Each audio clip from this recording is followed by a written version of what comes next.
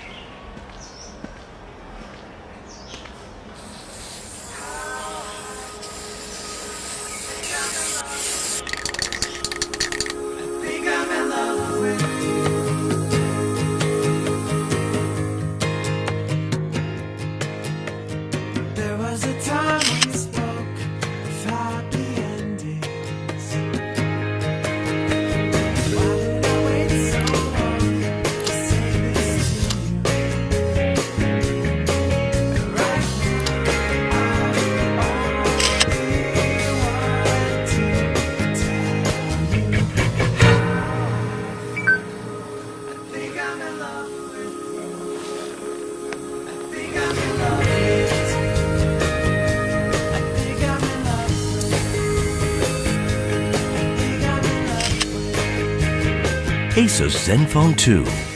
See what others can't see.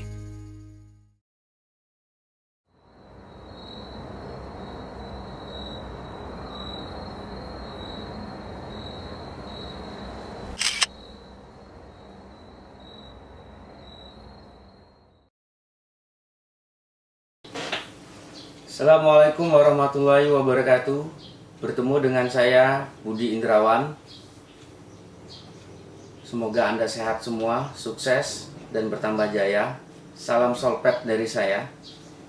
Oke, pada kesempatan kali ini saya akan sedikit mendemonstrasikan bagaimana cara mengatasi kerusakan laptop dengan indikasi LED power blinking atau berkedip-kedip. Kasus terjadi pada Axio CNC, ya. Kasusnya seperti ini, ya. Saya colok adaptor, saya colok PSU. Nampak di PSU ada perubahan ampere dari 00 menjadi 001. Karena PSU saya menggunakan 3 digit angka, ya, berarti di sini ada angka 0,010 miliampere. Berarti menandakan ya, main power pada laptop ini sudah bekerja. Kasusnya adalah begitu laptop saya on, ya, perhatikan pada ampere. Ampere naik dari 001 sampai ke 065, ya, 58, kemudian dia mati lagi. Kemudian dia naik lagi. Dan lampu power pada LED power berkedip. Hidup menandakan ampere naik. Terus kemudian dia mati lagi menandakan ampere turun. Kalau pada PSU 3 digit, di sini tertera 0,62, 0,58, artinya ada tegangan ada daya sebesar 0,580 miliampere atau 580 ampere atau 580 miliampere. Coba perhatikan lagi di sini. Dan ini kondisi Mobo hidup. Dia selalu merestart. Restart, gagal, restart, gagal. Mengapa bisa seperti ini?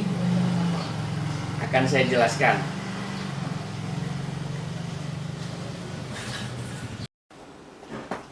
Saya akan sedikit menjelaskan mengenai proses PASE ya pada laptop, proses PASE power pada laptop.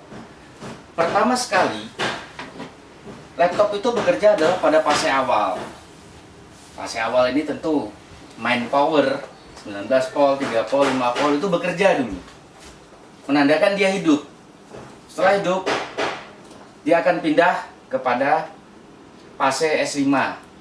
Tentunya setelah proses Mobo mengalami switching atau melampaui proses power on. Begitu kita on Mobo, dia jalan masuk ke fase S5. Mobo sudah mulai berproses nih. Semua distribusi power 19 volt, 3 volt, 5 volt itu akan didistribusikan ke segala penjuru. Kelasnya berubah dari fase awal masuk ke fase S5, bekerja, tegangan didistribusikan lagi dan masuk kepada fase S3. Nah, begitu pada masuk fase S3, tegangan didistribusikan lagi dan terjadi perpindahan siklus atau fase lagi masuk pada fase S0.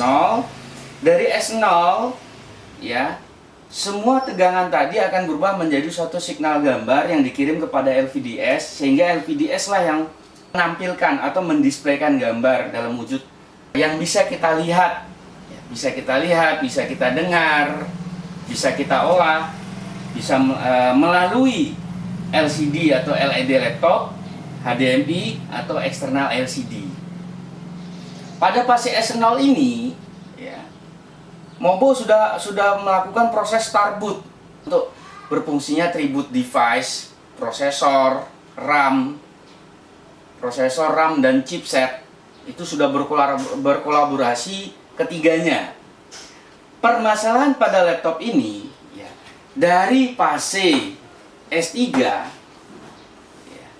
melakukan pendistribusian tegangan dan signal ke fase S0 ini terjadi hambatan karena ampere dari 0,01 atau 0,010 bagi yang PSU-nya 4 digit, dia naik menjadi 0,650 ya, atau 650 miliampere. Begitu dia naik, menandakan 650 ini fase atau Mobo, sirkulasi power pada Mobo itu sudah berada pada fase S0. Mengapa? Kita bisa hitung menggunakan rumus tentunya. Ya. Kita bisa menggunakan rumus dari informasi ampere yang ditunjukkan oleh PSU. Berdasarkan dari analisa kerusakan yang menggunakan perhitungan rumus yang telah atau yang sudah saya rumuskan, yang sudah saya buat, ya, itu proses nyangkut di fase S3. Jadi S3 melakukan proses distribusi data dan tegangan ke S0 itu terjadi stuck atau nyangkut. Jadi permasalahannya adalah kerusakan pada fase S3 ke S0. Pada saat setelah kita mengetahui analisa kerusakan, analisa kerusakannya adalah berada pada wilayah fase S3 yang menuju ke fase S0. Setelah kita dapatkan analisa kerusakannya, baru kita melakukan analisa pengukuran. Apa yang kita ukur? Yang kita ukur itu adalah komponen power yang berada di wilayah fase S3 dan menuju kepada fase S0. Karena kita tahu dari hasil perhitungan analisa kerusakan, S3-nya sudah kerja. Hanya proses pendistribusiannya ke fase S0 yang mengalami permasalahan. Berarti ada di sini. Komponen apa yang di sini? Nah, akan sangat mudah jika Anda memahami power management beserta blok-blok powernya. Di fase S5 apa saja blok powernya, di fase S3 apa saja blok powernya, di fase S0 apa saja blok powernya. Dan yang menghubungkan adalah sistem resistensinya bagaimana. Jika Anda tidak hafal, itu akan jadi masalah. Kalau kita hafal dan kita memahami, kita nggak perlu buka skema. Cukup kita menggunakan metode buzzer. Oke? Kesimpulannya, untuk analisa kerusakan pada kasus laptop CNC ini, terjadinya stuck atau terjadinya failure. Failure ini artinya ada yang tidak berfungsi, ya. Dimana failure terjadi proses dari distribusi S3 menuju S0. Terletak permasalahan di sini. Oke, saya rasa itu sekilas mengenai penjelasannya. Kita akan lanjut ke proses analisa pengukuran dan eksekusi.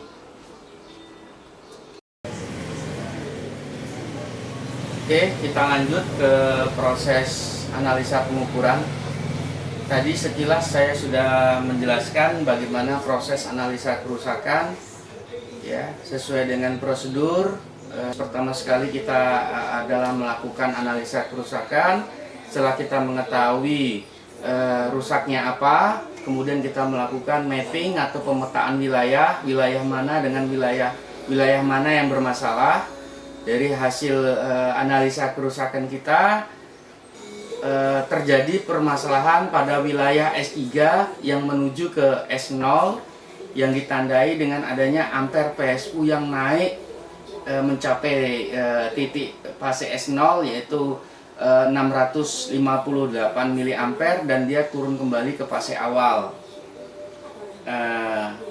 Setelah mobo saya bongkar bagian kap atas, ternyata sudah nampak pada mobo ini, pada laptop ini, sirkuit bagian atasnya ini sudah terlihat fase S3 dan fase S3 serta fase S0 nya. Mudah-mudahan kita tidak perlu sampai angkat mobo, tidak perlu kita angkat sampai keluar mobonya. Cukup kita melakukan pendeteksian di awal saja. Kenapa? Efektivitas dan efisiensi perlu dikedepankan di dalam bekerja. Untuk apa? Agar waktu tempuh kerja lebih pendek, lebih singkat, biaya lebih ngirit, dan hasil bisa lebih maksimal. Oke, kita lanjut melakukan analisa pengukuran. Pertama yang kita analisa, ya, adalah kita melakukan analisa untuk hubungan antar komponen, ya. Kita tahu tadi permasalahan S3 sudah bekerja dan S0 juga sudah bekerja, tidak ada masalah. Permasalahannya hanya saja tegangan sampai, data yang tidak sampai, atau ada data yang sampai atau tegangan yang tidak sampai. Berarti asumsinya di sini ada suatu resistensi yang itu putus atau terjadi permasalahan pada resistensi tersebut. Mungkin nilainya drop resistensinya, atau dia melar, seharusnya dia misal 100k menjadi 500k, atau dia putus. Langkah awal yang kita lakukan adalah melakukan buzzering. Saya juga tidak punya skema Axio CNC. Kita bisa melakukan buzzering dari tolak ukur switching pada fase S3 menuju fase S0, itu kita bisa melakukan switching. Pada konsep pemahaman manajemen power, dari fase S3 akan menuju ke fase S0. Dan fase S0 akan menggerakkan sistem tribute device seperti prosesor, RAM, dan chipset. Ketiganya ini dulu kita lakukan pendeteksian. Terhubung tidak tegangan dari fase S3 menuju ke prosesor, tegangan S3 menuju ke RAM, tegangan fase S3 menuju ke chipset. Begitu juga mengenai siklus datanya. Oke, saya akan hidupkan ini tester dengan menggunakan metode buzzer dioda. Karena mata sudah mulai agak kurang, saya menggunakan ini kacamata, bantuan kacamata. Kita akan melakukan pendeteksian terlebih dahulu mengenai hubungan, hubungan sirkuit melalui resistensinya dulu, dari ujung fase S3 menuju ke tribute device-nya.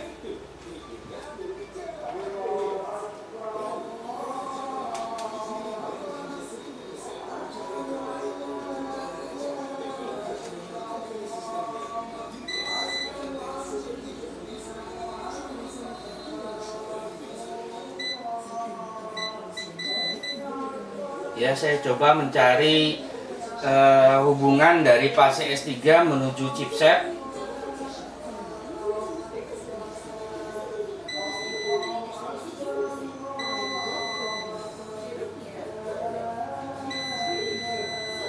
Nampaknya resistensinya bagus, chipset tidak ada masalah. Saya coba ke RAM.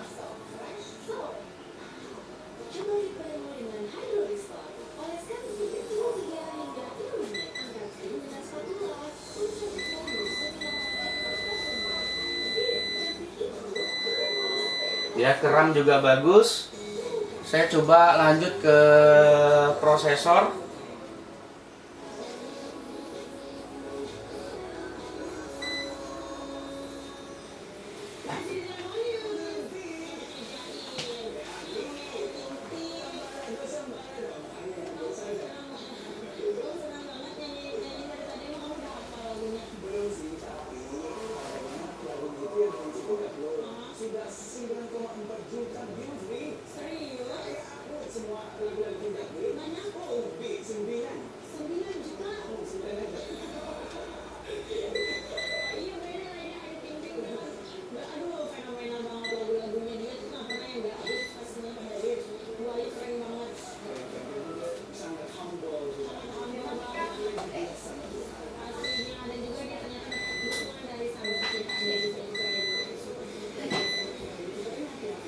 Nampaknya dia nyambung, dari ujung fase S3, switching pada fase S3 ke prosesor nyambung, tapi agak mungkin terjadi crossy di sini. Jadi nyambung, tapi nyambungnya tidak murni, tidak utuh. Sekali lagi saya buzzering.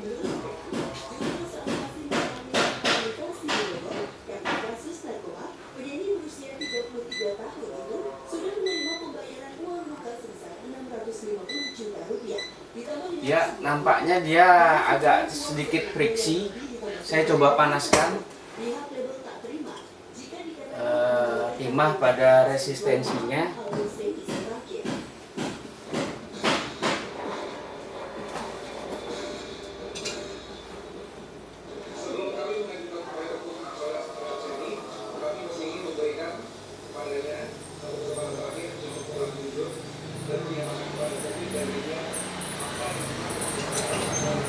Saya coba buzzer lagi.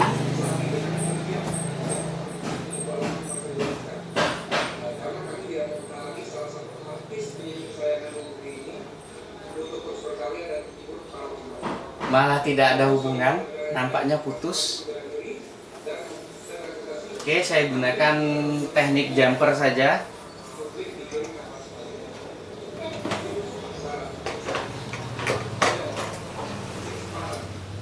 Kita menggunakan wire.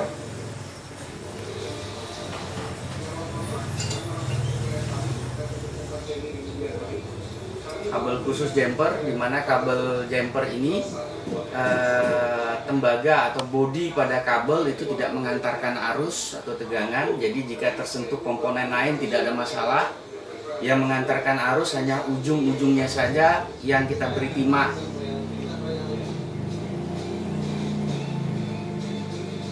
Merasa sudah memberikan yang menjadi kewajibannya, pihak Apple pun balik mempertanyakan kewajiban Sony untuk menuntaskan perjanjian kontrak yang sudah disepakati bersama terkait penuntasan 2 album solo dengan jangka waktu selama 3 tahun. Menurut pihak label, Sony belum menuntaskan Kecil sekali transistornya. sesuai dengan kontrak kerja. Namun Sony membantah hal itu dikarenakan dirinya sudah mengeluarkan 4 lagu baru yang dijadikan album repackage. Kedua, di dalam kontrak jelas kalau Segi wajib menyelesaikan 2 album, sampai dengan saat ini belum dilakukan oleh Segi. Ini jelas nanti bukti-buktinya akan dibedakan di pengadilan. Sampai dengan saat ini Segi baru membuat satu album rekaman tadi, sehingga album ini Segi jelas seperti ini. Menurut saya sudah 2 album. Karena kontrak 2 album. Ya, tapi menurut mereka, repackage itu bukan album kedua. Karena ada 4 lagu baru di situ. Kalau menurut saya itu album kedua. Tidak ada. Sangat kecil sekali. Ini kendalanya kita jika kita sudah mulai gangguan, memiliki gangguan pada penglihatan.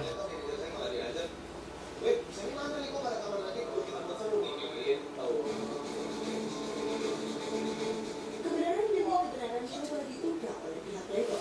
Selain masalah royalti dan perjanjian 2 album solo, hal lain yang diungkap adalah terkait pembagian hasil dari off-air bernyanyi Seni. Dalam kontrak kerja, terdapat perjanjian yang menuliskan jika anak bungsu dari 3 bersaudara ini mendapat job off-air, Minta tisu. pihak label mendapatkan bagian 17,5% dari pendapatan Seni per sekali manggung.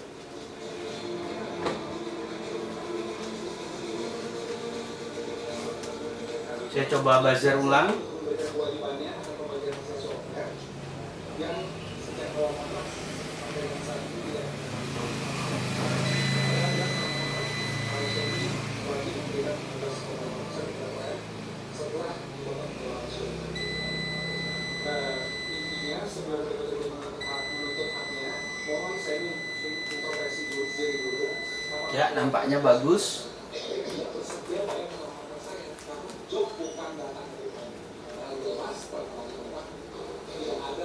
Saya coba buzzer lagi ke wilayah tribut yang lain, ke RAM.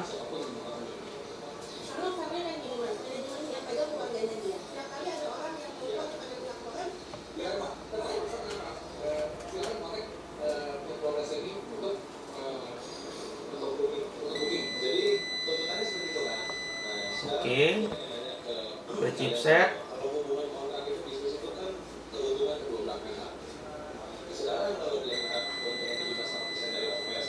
Oke, ke prosesor.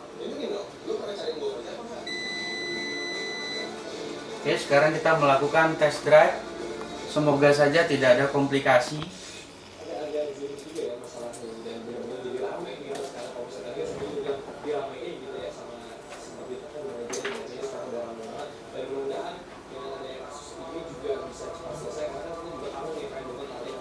Ya, tidak ada short atau protect.